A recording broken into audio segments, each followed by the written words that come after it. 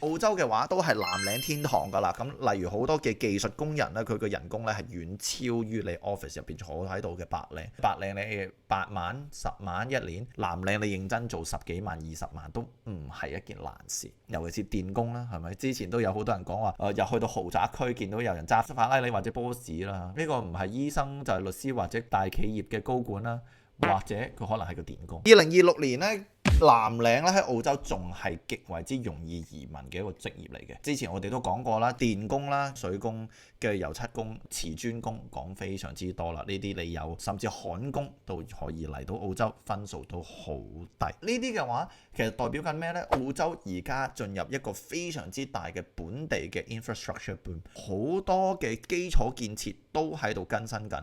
悉尼起緊新嘅地鐵啦，之前係 Sydney Trains 啦，而家有幾條新嘅 Metro。Sydney 有第2個機場啦 ，Melbourne 又起緊條新鐵路啦，同埋有2-3條新鐵路添，而家起緊。同埋全國有好多唔同嘅新嘅樓盤，而家都起緊。你可以見到究竟有幾難，同埋有幾缺建造業工人啊喺澳洲。